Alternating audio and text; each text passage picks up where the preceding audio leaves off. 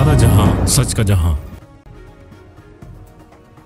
कराची में tipper mafia की दहशत। भट्टाई कॉलोनी हादसे में 3 मोटरसाइकिल सवार जाँ बहक। शहर में बेकाबू भारी ट्रैफिक एक और सानिया का सबब बन गई। भट्टाई कॉलोनी में गलत सिम से आने वाली तेज रफ्तार डिम्पर की टक्कर से मोटरसाइकिल पर सवार 3 अफराद जाँ बहक, जबकि डिम्पर ड्राइवर मौके से फरार हो गया।